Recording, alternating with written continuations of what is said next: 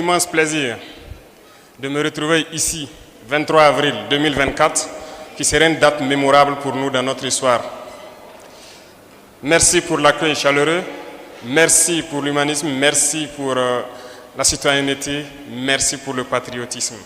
La région des Cascades est une région qui a été touchée par le terrorisme depuis quelques années. Plusieurs localités étaient sous emprise terroriste, mais grâce à votre dévouement à vous, par l'accompagnement des différentes forces de défense et des forces de sécurité, l'engagement des DOSO et l'engagement de la jeunesse en tant que VDP, aujourd'hui nous pouvons dire que c'est l'une des régions où nous avons pu vaincre plus ou moins l'hydre terroriste. Félicitations à vous et merci beaucoup.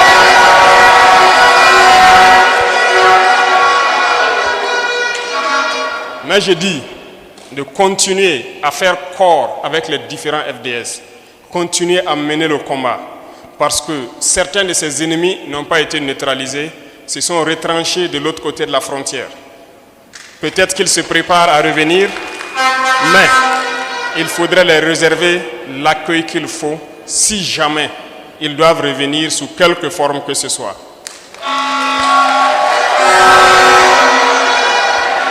J'ai demandé au gouverneur et à l'ensemble donc des chefs de circonscription administrative ici présents, je les ai confié des missions qui vont consister donc à vous organiser pour organiser le terrain et accueillir tout type de menaces.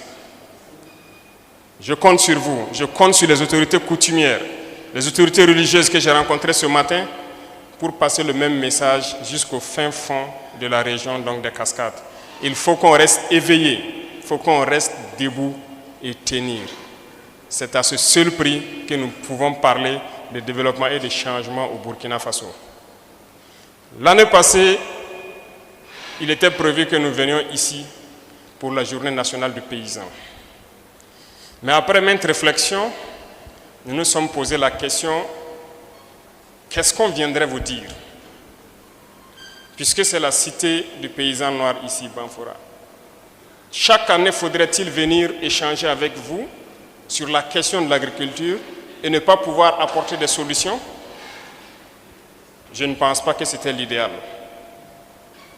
Il fallait réfléchir pour trouver quel est le problème de notre agriculture. On vous a enseigné que nos sols sont pauvres. On cultive juste pour survivre. Et le reste, nous importons contre nos richesses que nous avons ici. Est-ce vraiment le cas? Je ne pense pas. C'est un esprit de colonisation qui nous avait amenés à être dans cette situation. Mais il est temps que nous nous décolonisons. Et ça commence par la mentalité. Et je compte sur chacun de vous, chaque autorité, pour pouvoir décoloniser les mentalités. Il faut que vous ayez confiance en vous, que vous ayez confiance en la patrie. Nos ancêtres se sont battus pour nous réserver ce que nous appelons aujourd'hui le Burkina Faso. Il n'y a pas de raison que nous ne puissions pas nous battre pour léguer un Burkina meilleur à nos enfants. On nous a mis en tête que nous sommes pauvres, que nous n'avons rien. Mais vous vous rendez compte que c'est faux. C'est ça la colonisation. Il faut décoloniser nos mentalités. Il faut avoir un autre discours. Et l'éveil des consciences, nous sommes là pour ça aussi. Il ne s'agit pas juste de faire la guerre, de rester dans cette même mentalité, parce que vous serez colonisés encore si on reste dans ça. Il faut qu'on se décolonise. C'est cette guerre que nous menons. Et si vous suivez très bien l'actualité, vous comprendrez aisément. Parce que le terrorisme, il sera vaincu. Et lorsque les mentors se rendent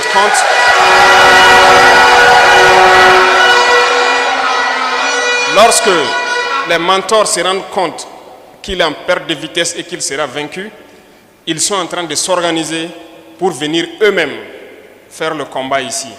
Eh bien, nous nous préparons, nous sommes prêts, nous défendrons nos terres jusqu'au sacrifice.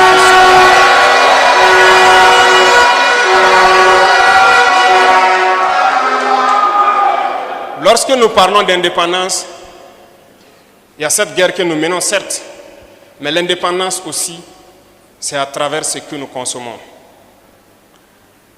Un de nos combats, c'est l'autosuffisance alimentaire. Voilà pourquoi l'année dernière, nous n'avons pas voulu venir juste tenir des discours. Nous avons voulu chercher à comprendre le problème profond de l'agriculture burkinabé et quelles solutions apporter. Est-ce que nous pouvons être autosuffisants sur le plan alimentaire? Un certain nombre de questions qu'on s'est posées et nous avons eu toutes les réponses qu'il faut. Parce que nous avons expérimenté au cours de 2023 beaucoup de choses. Nous avons lancé l'initiative présidentielle pour l'agriculture et l'autosuffisance alimentaire. Avec le ministre de l'Agriculture, nous avons donc lancé en fin d'année l'offensive agricole. Nous avons compris nos potentialités, nous avons compris nos difficultés et nous nous sommes donc inscrits un certain nombre de lignes que nous devons égrener au fur et à mesure pour que nous puissions atteindre au plus vite l'autosuffisance alimentaire. La région des Cascades est une région modèle et je pense que vous savez bien qu'ici, c'est le grenier, ça peut nourrir tout le Burkina, dans toutes les spéculations. Mais que faut-il faire? Que faut-il faire? La première des choses, c'est ce que vous êtes en train de faire. Vous avez pris conscience de votre situation. Vous avez pris conscience de vos réalités. Vous avez pris conscience de votre richesse. On doit se mettre au travail pour que notre rêve soit une réalité. Ce que Thomas Sankara disait, quand le peuple se met debout, l'impérialisme tremble. Ça a tout son sens aujourd'hui. Face à l'insécurité, le peuple s'est mis debout. Face à l'insécurité alimentaire, vous êtes debout. Et face donc à cette mentalité d'esclavage, d'impérialisme, vous êtes plus que jamais debout. Donc, le bout du tunnel n'est pas loin. Nous savons très bien que nous allons réussir.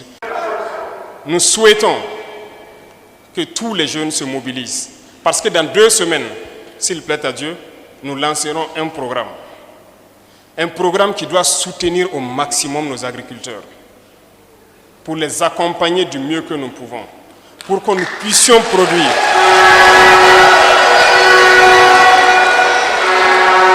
Vous le verrez, et ça sera de façon concrète. Nous avons fait le maximum pour réunir un certain nombre de choses pour que je ne vais pas l'annoncer ici.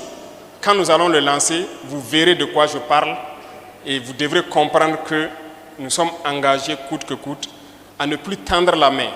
Ce n'est pas au Burkina Faso qu'on viendra donner des miettes qu'ils ont faim. Ce n'est pas au Burkina Faso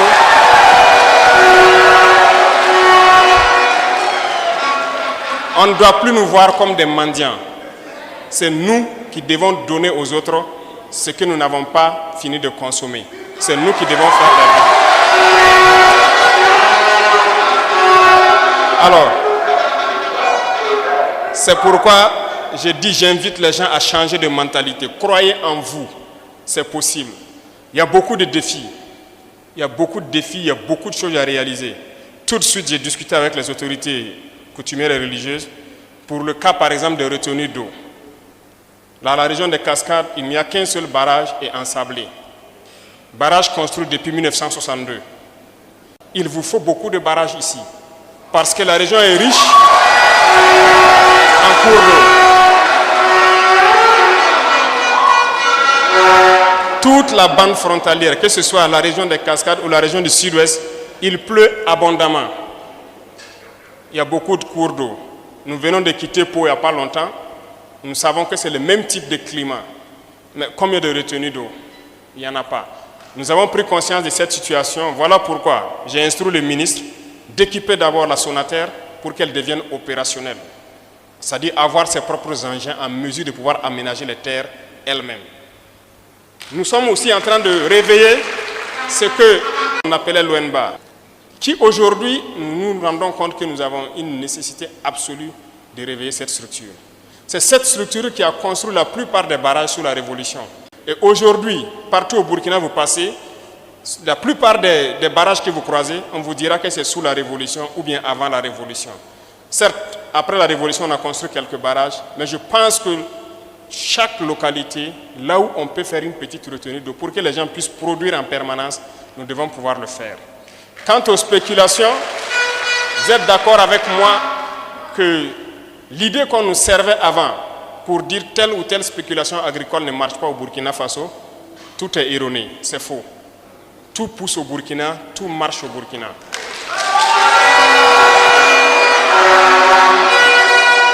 Vous devez vous engager dès à présent. Nous entamons le mois de mai, débrousser, préparez vos champs. Nous allons vous accompagner autant qu'on peut. Il faut que cette année, nous produisons au maximum. Et nous comptons sur vous qui avez pu combattre, vous qui avez tout fait pour libérer cette zone de leaders terroristes. Il faut que nous puissions produire au maximum. Mettez tout en œuvre. Les chefs de circonscription ont été instruits pour consolider et pour faire en sorte que tout se passe très bien. Donc, c'est pour vous dire que la question de l'agriculture nous tient à cœur. Et la question de la transformation nous tient aussi à cœur. Lorsqu'on va se mettre à produire, immédiatement on va penser à transformer. En venant sur la route, je regardais nos mamans en train de vendre les mangues. Beaucoup d'entre elles, peut-être dans 2-3 jours, si elles n'ont pas pu vendre les mangues, vont pourrir.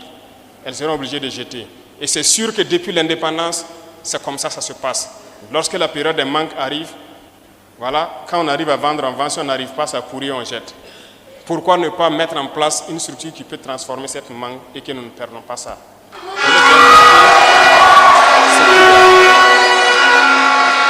C'est pour dire que lorsque nous parcourons nos différentes villes, nous voyons les réalités des populations. Et ça doit nous amener à changer de mentalité.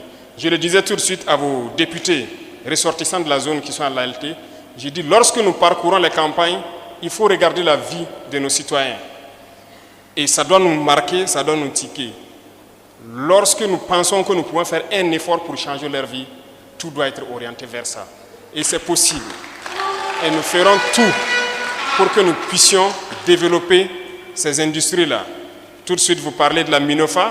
Il y a déjà un projet de faire agrandir la Minofa. Avec notre production de blé, nous avons compris que c'est possible. Nous n'avons pas besoin d'importer de la farine au Burkina. Parce que nous pouvons produire le blé, nous pouvons le transformer. Donc, on a compris ça. Beaucoup d'autres spéculations, nous avons compris. Le sucre, beaucoup de champs étaient là, non exploités. Il faut forcément une nouvelle usine parce que ce qui est là est vieillissant. Nous sommes aussi lancés sur cette structure que nous devons créer pour avoir une nouvelle usine, pour avoir une grande capacité. Parce que ce qui est là ne peut pas couvrir les besoins du Burkina Faso. Bref, il y a beaucoup de projets en chantier après une bonne analyse de la situation de notre pays. Et tous les membres du gouvernement ici présents, on passe le temps qu'à parler de ça.